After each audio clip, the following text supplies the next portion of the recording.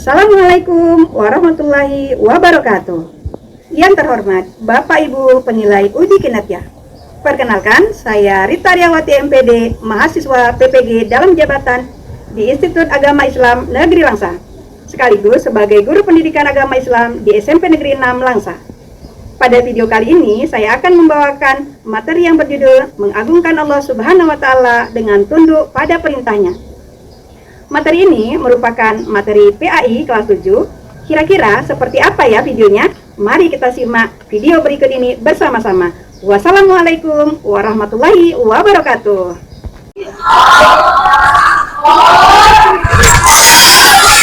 Assalamualaikum warahmatullahi wabarakatuh.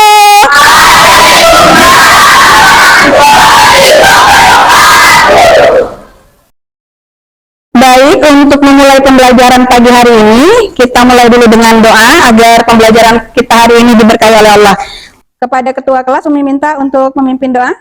Memulai pelajaran hari ini, mari kita baca doa bersama. Doa dimulai. Bismillahirrahmanirrahim.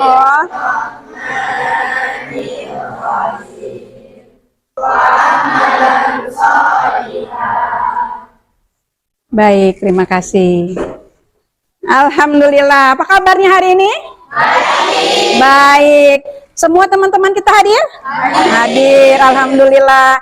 Baik anak-anak, hari ini kita akan mulai pembelajaran. Tetapi sebelum mulai pembelajaran, Umi mau minta tolong dilihat kembali di sekitaran mejanya. Ada yang meja belum rapi, pakaiannya belum rapi, ada sampah-sampah di sekitarnya, tolong dibuang.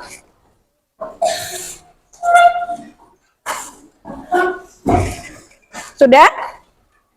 Sudah? Sudah. Baik. Sudah siap belajar? Sudah. Baik ya, hari ini pembelajaran kita tentang mengagungkan Allah Subhanahu wa Ta'ala ya. Tapi sebelumnya nih, ada yang masih ingat pembelajaran kemarin, minggu lalu? Tentang apa kakak ya? Makna zikir dan sholat. Ya, ada yang bisa nerangkan apa itu makna sholat dan makna zikir? Ya, silahkan. Makna sholat, menurut istilah sholat dipahami sebagai semua perkataan dan perbuatan yang dimulai dengan takbir, takbiratul ihram, dan diakhiri dengan salam. Sholat selain sebagai tiang agama, sholat juga berfungsi untuk memberi makna terhadap kehidupan di luar sholat. Iya, ada lagi, tepuk tangan dulu buat Faruk. Ya, ada lagi?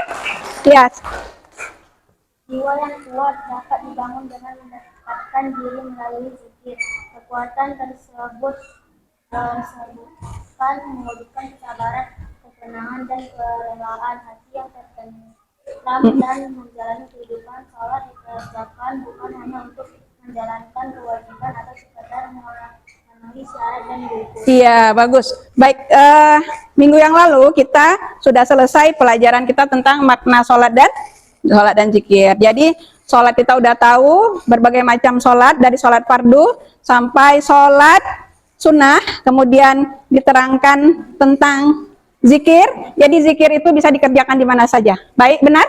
Benar. Jadi zikir itu tidak harus ketika selesai sholat, tetapi zikir itu bisa dilakukan di waktu kita duduk, berbaring, ya. Walaupun kita sedang berbicara, ngobrol-ngobrol sama teman, maka hati dan lisan kita tidak boleh lepas dari zikir. Nah, hari ini materi kita tentang mengagungkan Allah Subhanahu wa Ta'ala dengan tunduk pada perintahnya. Anak-anak sekalian, tujuan pembelajaran kita hari ini itu tentang yang pertama, melalui pembelajaran teknik display, kalian dapat menjelaskan perintah agama untuk sujud syukur, sujud sahwi, dan sujud tilawah. Kemudian, melalui pembelajaran discovery, kalian dapat menjelaskan tata cara sujud sahwi dan sujud syukur, sujud tilawah sebagai sikap patuh terhadap Allah Subhanahu wa Ta'ala. Kemudian tujuan pembelajaran yang ketiga, melalui pembelajaran diskusi, nantinya kalian dapat menjelaskan hikmah melaksanakan sujud syukur, tilawah, dan sujud sahwi. Baik. Nah, selanjutnya tujuan pembelajaran yang keempat, melalui pembelajaran demonstrasi ya, nanti kita ada demonstrasi, kalian dapat mempraktikkan sujud sahwi, sujud apa lagi? Tilawah, kemudian sujud syukur. Baik. Nah, jadi di sini nanti Umi akan melakukan teknik penilaian ya. Teknik penilaian Umi gunakan adalah dengan tes tertulis ya. Tes tertulis nanti Umi akan memberikan kalian tugas dengan tugas tertulis melalui menggali pengetahuan kalian. Kemudian metode yang Umi gunakan dalam pembelajaran kita hari ini dengan menggunakan metode diskusi, demonstrasi, dan presentasi. Bisa dipahami ya? Bisa, alhamdulillah. Baik, boleh dibuka halaman 75. Ya, 75, 76 dan seterusnya ya pelajaran kita hari ini. Nah, kita di sini akan membahas sedikit tentang bagaimana mensyukuri nikmat Allah. Ya, bagaimana mensyukuri nikmat Allah seperti tujuan pembelajaran kita tadi yang Umi singgung bahwa ada di situ di dalamnya terkandung sujud syukur. Jadi bagaimana kita menyikapi kehidupan ini untuk terus mensyukuri nikmat Allah. Kira-kira ada yang perlu disyukuri nikmat Allah? Perlu mensyukuri nikmat Allah? Perlu. Ada nikmat yang sudah kita terima? Ada. Apa contohnya? Iya, sehat badan. Apalagi? Bisa melihat. Apalagi nikmat yang sudah kita rasakan? Bisa mendengar dengan baik. Ada yang nggak bisa mendengar di luar sana? Ada. Apalagi nikmat yang sudah Allah kasih? Apa? Bisa bicara. Ada teman-teman kita yang nggak bisa bicara?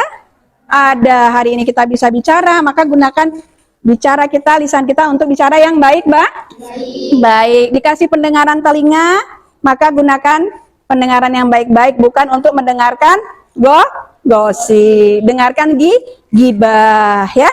Kemudian mata. Mata juga digunakan untuk apa? Melihat yang baik-baik, nonton yang baik-baik, ya. Baca Al-Quran, melihat yang baik-baik itu namanya kan? Udah, coba tepuk 1. Tepuk 2, tepuk 3, tepuk 4. Oke, ulang. Tepuk 4, tepuk 5, tepuk 5, tepuk 5 2 kali. Oke, cakep semuanya walaupun ada yang belum fokus. Udah capek tepuk tangan? Hari ini kita nonton video sebentar ya. Ya, nonton video sebentar.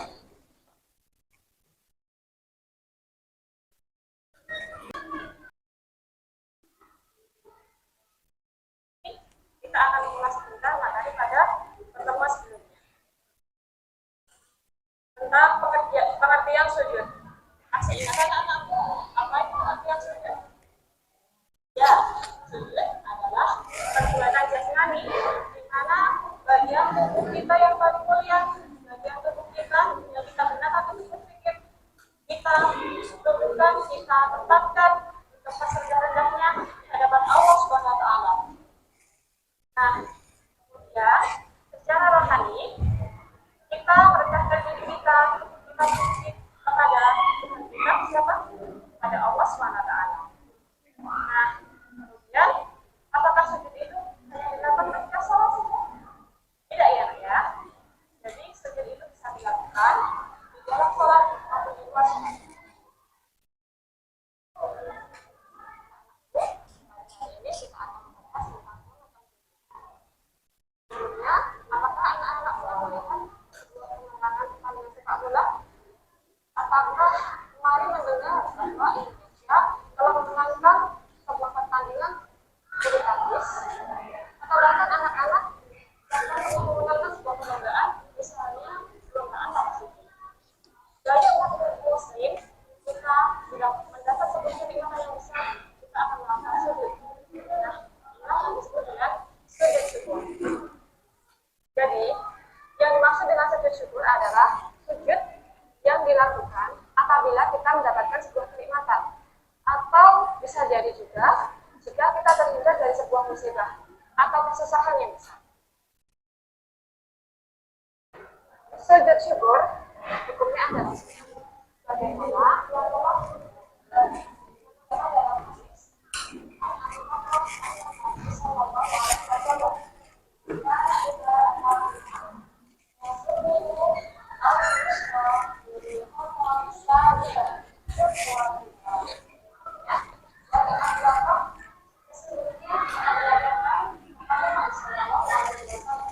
sesuatu yang memudahkan anak tersebut.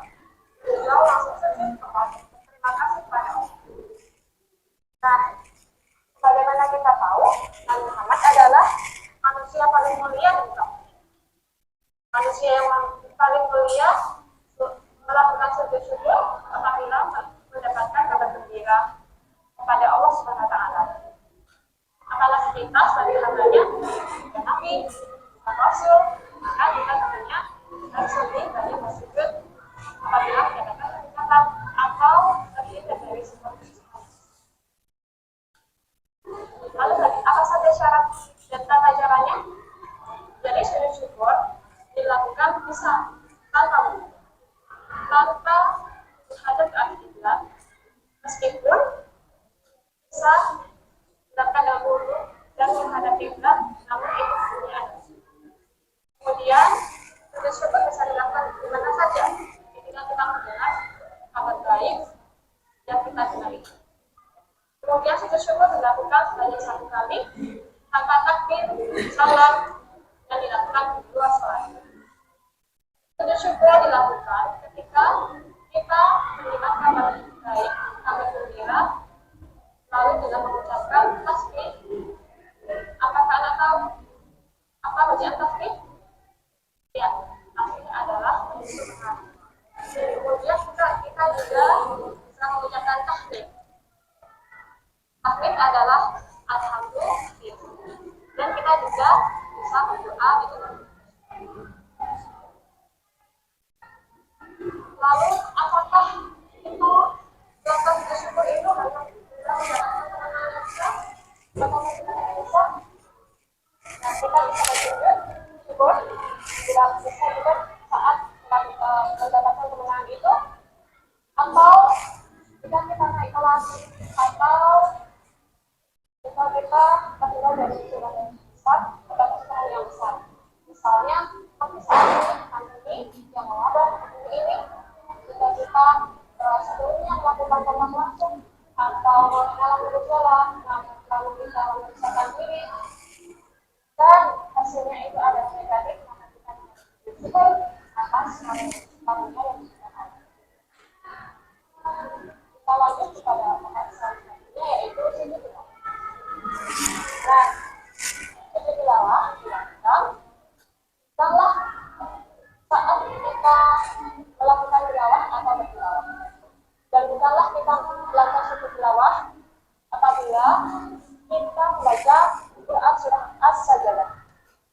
Namun, sujud tilawah adalah sujud yang kita lakukan saat membaca atau mendengarkan ayat-ayat sajadah yang ada dalam Al-Quran. Lalu apa hukumnya? Hukumnya adalah sunnah. Bagaimana yang telah diriwayatkan oleh hadis riwayat Tirmidzi an Ibnu Umar an Nabi sallallahu alaihi wasallam. Kana yaqra'u alaihi al-Qur'an fa idza marra bis-sajdati tasbara wa sajada.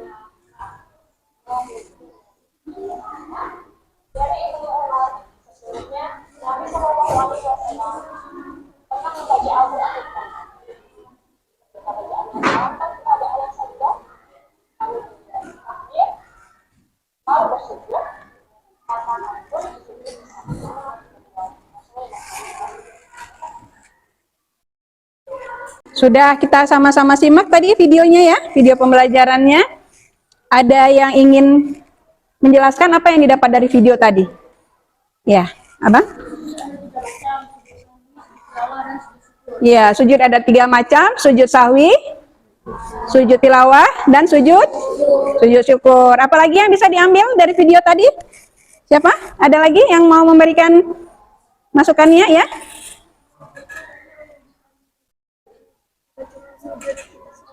Iya, sujud itu ternyata banyak, bukan cuma sujud ketika sholat, tetapi ada sujud apa? Sujud sahwi, tilawah, dan sujud syukur. Baik. Jadi sampai di sini sepaham? Ya, paham ya bahwa ternyata dalam sujud itu tidak hanya ketika kita melaksanakan sholat saja, tapi ada berbagai macam sujud. Nah, tadi sudah dijelaskan, ada sujud sahwi, sujud syukur, dan sujud tilawah. Sedikit Umi mengulang, kalau sujud syukur kapan? Kapan ketika sujud syukur? Kapan? Ketika mendapatkan nikmat, kegembiraan ya. Kemudian ketika sujud tilawah, ketika mendengar ayat sajadah, baik ketika kita ngaji Quran, sedang mengaji, atau kita mendengar, baik ketika kita sholat dibawakan oleh imam, atau ketika kita sholat sendirian. Tadi sudah dicontohkan dalam Quran surat Al-Alaq ayat 19. Kemudian satu sujud lagi apa? Sujud sahwi, ketika kita lupa apa? Lupa naruh kunci? Bukan, tapi lupa jumlah rakaat dalam sholat ya. Jadi itu namanya sujud apa tadi? Sujud sahwi. Jadi sujud sahwi itu bukti bahwa kita mengakui bahwa kita melakukan kesalahan, kelupaan ketika melaksanakan sholat. Nah, baik ya, untuk selanjutnya Umi akan memberikan tugas pada kelompok masing-masing. Ya, Umi akan bagikan LKPD-nya. Jadi tolong dikerjakan bersama teman-temannya.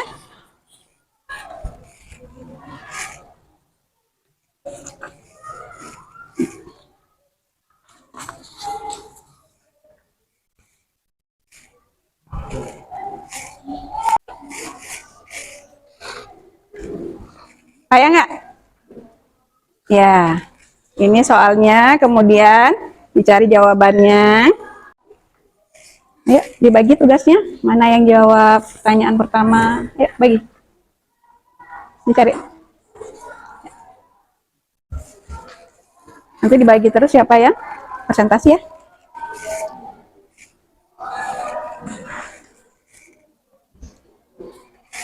15 menit ya. Yuk. Siapa yang kebagian demonstrasi nih? Oh, kelompok 5 ya? Ya baik, nanti dicari terus siapa yang kena, abang atau bapak ketua kelas ya.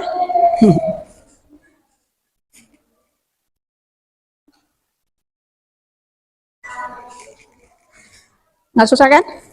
Nggak susah. Ya? Nanti latihan mempresentasikan, dibaca dulu pertanyaannya, kemudian baru dijawab. Nah, ditentukan terus siapa, ya? Nanti Umi minta tolong ada yang bacakan pantun nanti.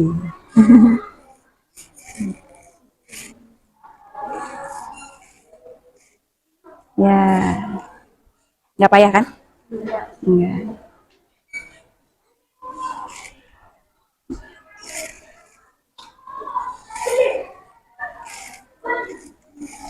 Abang nulis apa? Sujud? Nah, sujud sahwi ya.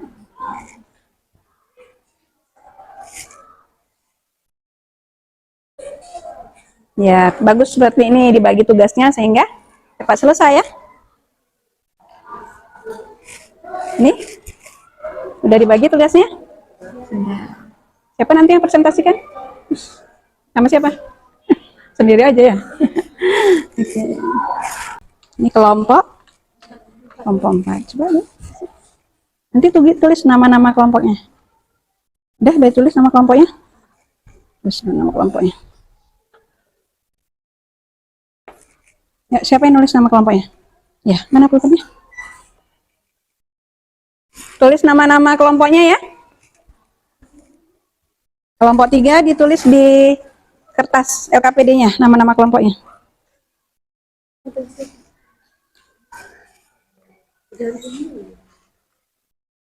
Gak ada kendala kan? Bisa jawabnya kan? Gak susah kan? Kadapi? Aman? Aman. Kelompok kelompok 4 nih? 3. Oh, 2. Kelompok 2. Nama kelompoknya sudah dibuat? Nama-namanya? Siapa yang presentasi nanti? Sudah ya?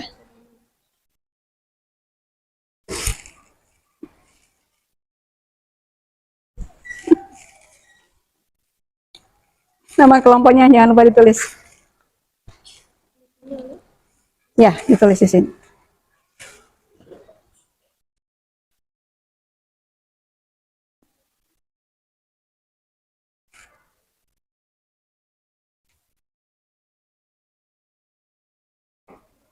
Sudah selesai ya? Sudah habis waktunya?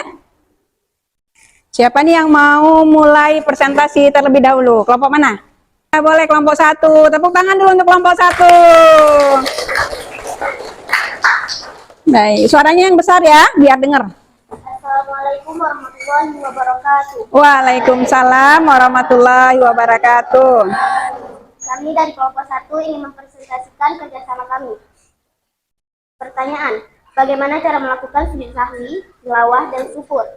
Jawaban, sujud sahwi dilakukan sebelum atau sesudah salam, tergantung mazhab dan sebab. Caranya, setelah tahiyat akhir, lakukan 2 kali sujud seperti biasa. Membaca doa, duduk di antara 2 sujud seperti biasa, dan diakhiri dengan salam.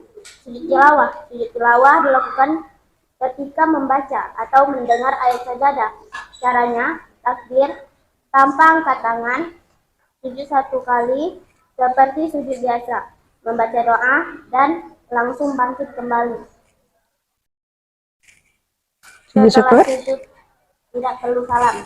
Sujud syukur dilakukan ketika spontan, ketika mendapatkan kabar gembira atau selamat dari musibah. Caranya, takbir tanpa salat, sujud 1 kali seperti dalam salat, membaca doa, dan langsung bangkit dari sujud tanpa salat. Ya. Saya akhiri, assalamualaikum warahmatullahi wabarakatuh. Waalaikumsalam warahmatullahi wabarakatuh. Ya, tepuk tangan untuk kelompok 1. Ya, kita ulang sedikit. Sujud sahwi tadi ketika apa? Sujud sahwi ketika?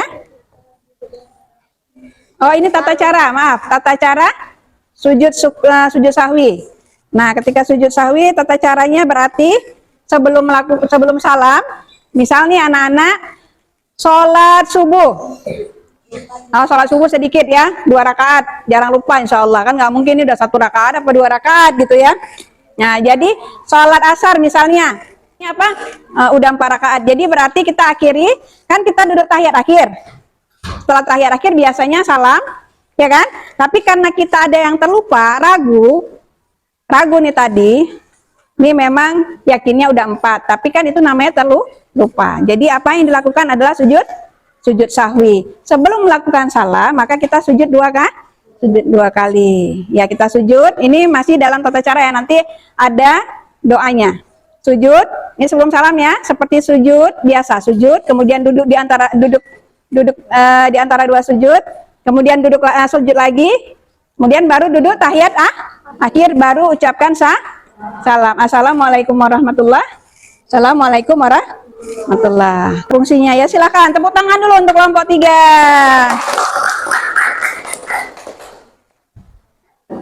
Assalamualaikum warahmatullahi wabarakatuh. Waalaikumsalam warahmatullahi wabarakatuh. Kami dari kelompok 3 ingin mempresentasikan hasil kerja kami hari ini. Pertanyaan, apa fungsi sahwi, tilawah, dan syukur dalam menjalani kehidupan?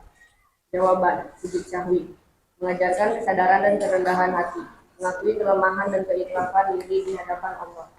Sujud tilawah meningkatkan kepatuhan dan kedekatan pada Al-Quran, menyambut perintah Allah dengan sujud sebagai bentuk ketaatan saat mendengar ayat-ayat sajadah. Sujud syukur melatih rasa syukur dan optimisme, ekspresi spontan atas nikmat Allah atau terhindar dari bahaya. Ya. Saya akhiri dari kelompok 3. Assalamualaikum warahmatullahi wabarakatuh. Waalaikumsalam warahmatullahi wabarakatuh. Ya, fungsi dari sujud syukur, tilawah, dan sahwi. Kemudian sujud apa lagi? Syukur ya, sujud syukur tata caranya Iya, nggak payah takbir, nggak payah begitu dengar gembira, lulus kita, alhamdulillah. Terus sujud sambil membaca doa sujud syukur. Satu kelompok lagi yang belum. Nah, kalau ini demonstrasi, Umi harapkan semua fokus supaya tahu menempatkan. Jangan kebalik, nanti baca ayat sajadah, kita sujud syukur ya. Nah, ini demonstrasinya kelompok 5, dipersilakan nih siapa yang mewakili? Ya, di depan ya, biar teman-teman lihat semua fokus ke depan ya. Baik, ini Umi alasin. Ada sujudnya soalnya. Depan sana, Kak. Nah, ini siapa yang sujud nih? Oh ya, sini berarti miring aja ya. Ya. Ini anggap saja sajadahnya. Ya, Masya Allah. Ini siapa yang jadi ini? Ya, silakan dibuka dulu. Assalamualaikum, dari mana? Assalamualaikum warahmatullahi wabarakatuh. Waalaikumsalam warahmatullahi wabarakatuh. Kami dari kelompok 5 ingin presentasi tata cara sujud sahwi, tilawah, dan sujud syukur. Pertama, sujud sahwi. Eliza sedang melaksanakan sholat zuhur. Pada rakaat berikutnya, Eliza lupa sudah berapa rakaat. Ya, kelihatan yang di belakang kan? Kelihatan ya? Ya. Ini Eliza sedang akan mempraktekkan dari sujud sahwi. Terlupa rakaatnya ya. Posisinya lagi duduk tahiyat akhir ya. Ini dia udah yakinnya kayak 4 rakaat, tapi tetap ini namanya dia sudah lupa.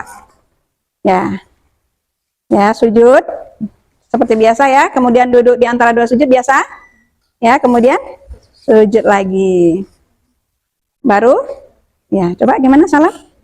Assalamualaikum warahmatullahi wabarakatuh. Ya, baik. Ini sujud sahwi. Tepuk tangan dulu buat Eliza. Ini Eliza banyak dapat tepuk tangan ini. Lanjutnya, Kak?